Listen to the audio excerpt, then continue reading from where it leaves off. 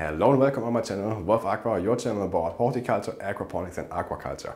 And in this video I'm very excited to show you an interview that I did with an aquaponic researcher.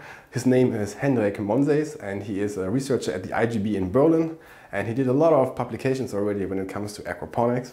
And the IGB also is hosting, I guess most likely, the most prominent aquaponic system of the country, from the so-called tomato fish. And what kind of questions I asked him, you're gonna see now in the interview. Enjoy!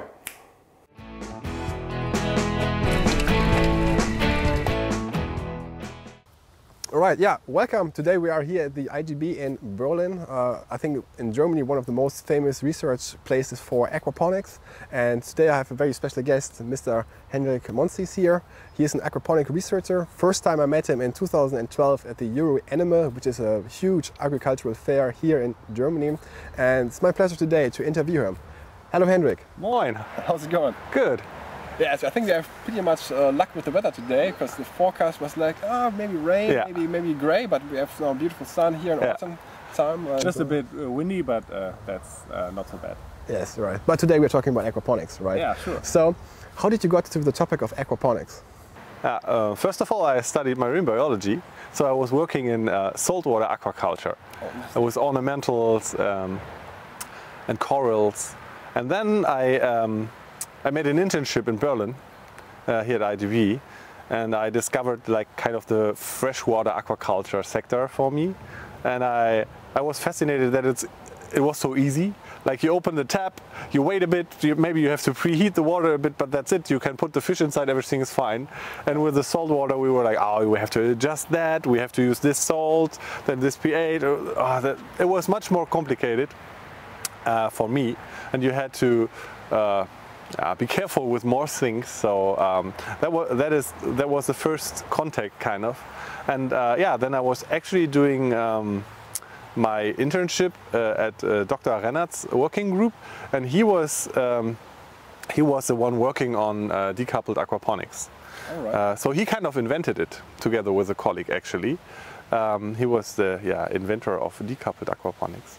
And and then I was responsible for the greenhouse more and more, and kind of slipped into the aquaponic world. Yes. The aquaponics world. Yeah. Oh, great. That's an interesting story, definitely. And so, what would you say is your favorite fish actually for aquaponics?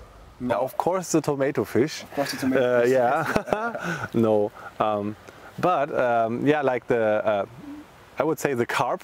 Mm-hmm. But maybe this is not like so famous for many people.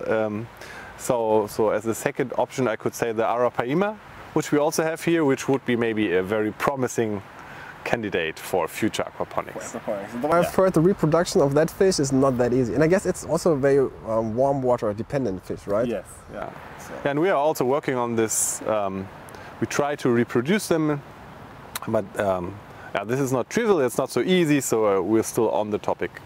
All right. Okay. Well, let's see. We are curious what's happening in the future about that fish. Definitely. Yeah.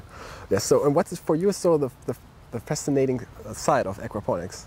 What triggered you to get in here?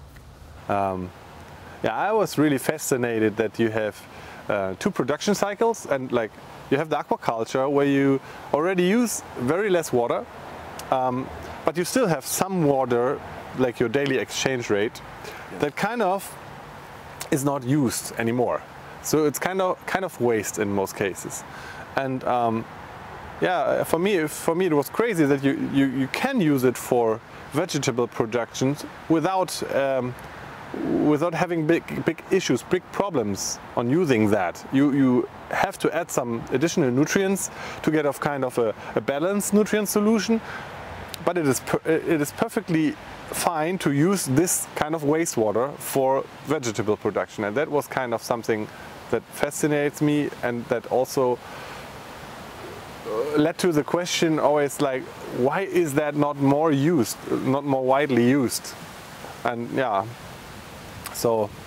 just try now to provide information and also to work on fostering this technology so that it really comes into the market and that it can provide sustainable food. Yes. I mean, there are a lot of big projects already on the way now. For example, Superior Fresh in Wisconsin is a huge aquaponics farm where they grow salmon and also all kind of leafy greens. I think that's also very, very promising. And I'm very looking forward to have those projects also here in Europe or in Germany especially, hopefully. Hopefully we get to that point. So many times I get the question asked about coupled and versus decoupled aquaponics systems. We already talked just a second about it when your researcher, Dr. What's his name? Dr. Rennert. Dr. Rennert was inventing kind of decoupled aquaponics systems. So the classic picture or image that people have about aquaponics is that you have like the fish here, the water goes from the fish to the plants take up the nutrients, and the clean water goes back to the fish. So that's what we are considering as a coupled aquaponics system.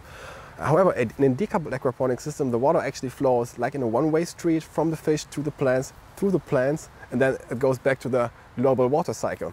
So is that also still aquaponics for you? Because many times people say, that's not aquaponics for me anymore. Yeah, definitely. For me, it's definitely aquaponics, and this is also this is my core research topic. And I think that aquaponics are supposed to be a very sustainable technology, but sustainability for me is also to use the resources and the space and the energy you have and you use in the best way, in the most sustainable way. Resource efficiency. And resource efficiency. And in my opinion, decoupled aquaponics are more efficient in terms of resource efficiency per square meter. Mm-hmm. So that would be one argument for me where I say, yes, of course. And per definition, like the easiest definition of aquaponics is like a combination of aquaculture and hydroponics. Yes. That is the basic definition, in my opinion, of aquaponics. And if you have a decoupled or coupled, makes no difference for me. Yeah, I've heard I read some publications where they say, 80 or 50% of the nutrients that the plants take up needs to come from the fish, otherwise it's not called aquaponics or whatever. But I think that is very hard to really determine and to keep it measuring all the time to see or to ensure that your plants really get the nutrients only from the fish and not from your substrate or from anything else. True. So. And for a strict commercial production here in Western Europe, or let's say here in Germany, what kind of system would you actually favor? I guess it will be more the decoupled approach, right? Yes, of course. But I think it's not because I'm working on that and this is my core topic. It's just by looking at the numbers and the management kind of procedures. So in general, you are able to produce more per square meter because you add more nutrients and to the plant production, for example, and you are able to produce equally efficient compared to conventional hydroponic production, for example. And also in terms of management kind of procedures, when you would have problems with parasites, for example. On your plants? On your plants or on your fish. So we could start with the plants. If you would have parasites on your plants, which we had recently in our greenhouse with, I think it's rusty mites, they call rusty mites, a kind of mites, right? Spider mite, yeah. So that was a very big issue for us, and we were not allowed to treat our plants because we are here in a water protection area. So we were not allowed to use any kind of chemicals or pesticides. But in general, you would do that normally with these kind of pests. Yeah. So, and then one problem would be that pesticides are very often very, very toxic to aquatic animals. So if you would have a coupled approach, it could be pretty dangerous for your fish. Yes. Another fact would be if you would have parasites, for example, or in your fish system, and you would cycle it in your whole aquaponic plant, you would never get it out of the plant area again. Yes. So as a manager, it's like kind of, we could treat our fish now in the tanks and in our system, but they will still be there. So maybe if something changes in the system or you have a peak again or something is like not balanced or whatever, they will just be back. Yeah. Right? So this is also something which is like, from a professional management point of view, you would not allow this to happen. Yes, the only thing you can do actually then is tear everything out, drain everything and disinfect it very deeply. And that is what you cannot do if you, for example, produce your plants. Yeah. You cannot just say, okay, we tear out all our tomato plants and then we will not produce any tomatoes anymore this year. Yes. Just to get rid of the parasites from the fish, so which are maybe not they are not affecting the plants at all, right? They are just there. So the tomato plants are completely fine, but still. So these are these, yeah, kind of. Yeah. So this is only for, like, in my point of view, for professional production, where you really also want to produce a lot per square meter. Yeah, I mean, don't get us wrong, please. Here, it's not like that coupled aquaponics system does not work. I have experienced with coupled aquaponics systems a lot, and tomatoes grow very well. Lettuces grows also all very well. It's just about, in a decoupled aquaponics system, you really can push it to the max per square meter of production. Yeah, we recently had an experiment with lettuce, where we also had just plain fish water. There were already, I would say, for fish water, for aquaculture water, it was already a lot. It was like between 100 and 160 nitrogen N, also nitrate nitrogen. So that basically that what you also want to have for plants. Yeah. But your potassium and your phosphate is still pretty low compared to the others, right? So our lettuce looked perfect compared to the others. Compared to a hydroponic control, it looked the same, but it was smaller. We don't have the numbers yet. I have to calculate that. I would say by gut feeling it was at least like 20% less growth, maybe more. And then the question is, do you really want to do that? It might be a bit more in a real coupled aquaponic system, because there are always nutrients coming up, but you will still have these levels. You will not change that. I measured so often nutrients in so many different RAS systems. You will not change that. The profile will be the same. It doesn't matter if it's coupled or decoupled aquaponics. So, in my opinion, it's very likely that you will have this reduced growth, and then it's just a decision of the producer if it's fine for you to produce maybe 10, 20, 30% less. And this is fine for you or not. And what I also think is that if you have a big system, a coupled system, you often also add nutrients. Yeah. Maybe this is then not called nutrients or chemicals, but like Epsom salt or just some iron. But in the end, there are also some nutrients added. And what I know from what is it, closed aquaculture, from recirculating aquaculture systems, is that if you want to produce a fish, you should normally not put something into the water that is not needed to produce the fish. Yes. So why should you add nutrients in a system where you produce fish? And then it's also a bigger volume compared to decoupled. So in decoupled you have a smaller volume where you manage your plants, and in a coupled one you have a big. So that are all these kind of questions that you have to ask yourself, and I would say for education systems or for commercial systems that don't want to be that big, or that where it's not so important how much you produce, that you produce to the max, and it's completely fine. Yes, or for associations, or for community-supported agricultural ideas and those kind of things. But in my opinion, if you have a really expensive, high-tech system, aquaponic system, then you also should get most out of it to be sustainable. Yes. Financially, but also resource-wise. Yeah. I mean, sustainability is always people, planet, profit, right? So all these three things sounds catchy. To get together. And if one of them is lacking, it might be then resource efficient but not sustainable on the long run. All right, so you're focusing here on the research is not only aquaponics, it's also aquaculture for many, I guess, freshwater. Yeah, exactly. And we are doing a lot of aquaculture research as well. And aquaponics is like one part of several research areas. So for example, we are also working on hygiene measures, for example, using peracetic acid as an alternative for hygienization in aquaculture systems, or we are working on potential new candidates for aquaculture, for example, the arapaima that I mentioned earlier. From the Amazon. Which is also where the question is, how can you efficiently reproduce them in captivity? Yeah.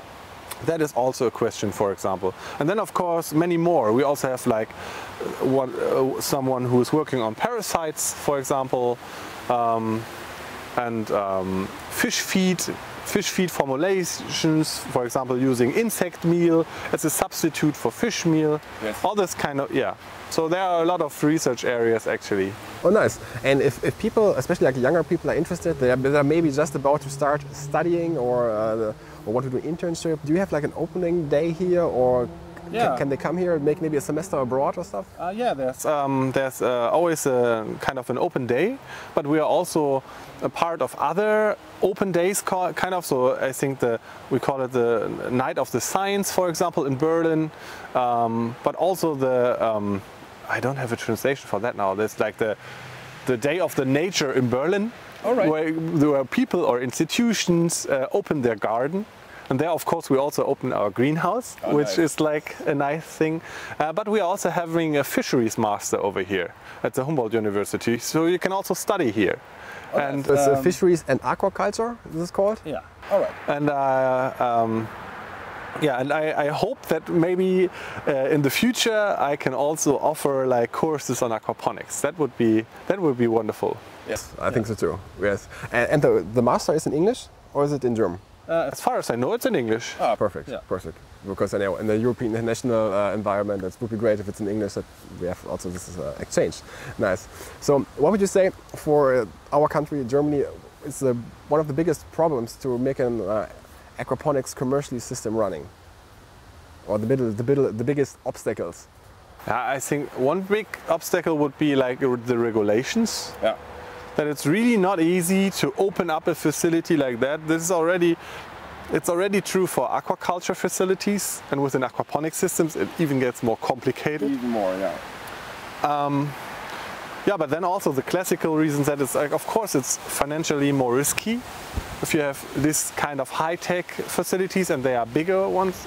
And it's also, for example, in Europe, for example, it's also not like easily allowed to build your own system, and then you maybe have some wood constructions on. So this is also kind of critical because it's food production, and if we speak about disinfection and hygiene, then these wooden surfaces are very problematic. So you also need to meet standards, and this is also not so trivial. You cannot just build your system and go for the market. That would be wonderful, but could also cause some problems.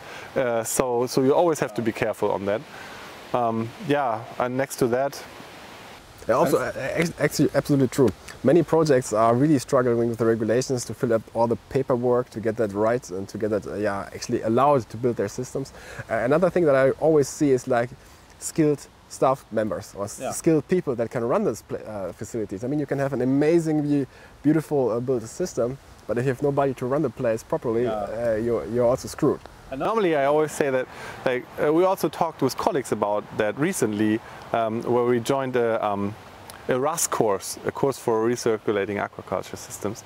And we were asked this question, and we said, like, basically the staff is the core of the system. Yes. If you have very, very good educated staff, they can even work with a system that is not perfect. It should be good designed, but if it's not perfect, they can even cope that. But if you don't have good educated staff, then you can have the best system in the world and it will probably not work as good as it should. So so education is really, it's really very, very important. And then you always have this hen and egg problem. Like, if you do not have systems where the people can work, why should you educate people? And if you don't have educated people, how should the systems that are like, right? So, and I think education is core. I mean, of course, education is core to everything, but also to aquaponics success. So, yeah, that is definitely something important. Yeah, especially in the commercial field. I totally agree with that. But from all these drawbacks and obstacles, where do you see aquaponics in 10 years here? I really hope that regulations will change towards aquaponics so that they will be more beneficial towards aquaponics, and also that what is done in aquaponics, so saving resources and producing more efficiently with less, is also valued in money-wise. Like, for example, that you can get subsidies for that. Yes. And also, I've seen a couple of startups recently, so I also really hope that in 10 years we will see much more systems mid in the middle, and also big systems. Maybe the big systems will not be so much in the next 10 years already. I hope so. Yeah. But normally it always takes a bit of time. But yeah, I hope that we will see much more in the next 10 years. Yeah, I think you too. I also see, like, because as a kind of also insider that build those systems, I also see a lot of projects coming up. And also I think within the next 5 years we will see smaller scale systems already, and then I think also sooner or later large scale hectare-wise big systems. I don't know. And if somebody is completely bloody new to the topic but really want to get into the aquaponics world, what would you recommend them? Definitely get a lot of information first. Yes. Read a lot, watch videos, go to a course, but then also, if you have the possibility, like, get really hands-on experiences. Like, either do an internship maybe at a university or a research institute, or maybe at a commercial farm if there is one, or also an education system. We are also having one here in Berlin at the FETS, for example. And I think it could also be possible to do an internship and to just say, like, oh, could I be responsible or help for, like, 2 months or so running this system? So that would really help a lot to understand how the system works, what are the most important things to really look for, so that you really have a stable system and that you also don't run into problems. Yes, and that you have really, before you start your own system, you have a little bit of expertise in plants and fish, because both things are worlds in itself, very, very complex. Oh, yeah. And wherever it is, feed for plants, feed for fish, parasites on both sides. Yes. And I always say, like, in my opinion, but I'm also working already a bit on that topic, aquaponics are not really complicated. Yeah. It's just that you have like a lot of little tiny things that are all easy to learn, and you have to bring them together. Yeah. So for me, it's also fun to learn new things, and to also I will now work in another institute for 3 months, and I will learn much more about hydroponic management. So I'm really keen on that and getting that knowledge, because afterwards it gets much easier for me. Yeah. So yeah, it's just learning a lot of tiny things that are not so complicated, and then bring kind of the big picture together to really understand why this works like that, and why you can do this, and then this will happen. And yes, then plus a good understanding of the market where you want to sell your products, and there you go. Oh yeah, that is equally important. That you have to know the system, but also marketing, business plan, this kind of things are equally important. The economical kind of knowledge, yes. Yes. All right. Thank you very much for this interview. Yeah. I think we could give some insights. Just one more quick information. I think your publications are open access, right? Oh yeah, that's true. Most of them, yeah. Oh no, so you can check out on his site from the IGB his publications, and then you can read first-class aquaponics research papers, and I highly recommend that. All right, then thank you for the interview, Hendrik. All right, thanks a lot. Bye-bye. Bye-bye. So this was the interview. I hope you enjoyed the interview and you could learn something from it, or you got some insights. If you have any questions or feedback, just post in the comment section below the video. I also put a link to the profile from Mr. Hendrik Monsees in the description. There you can find also all his publications about aquaponics. It would be super motivating for me if you subscribe, like, and ring the bell for my channel to create further content. And then I hope to see you for the next video. And ciao!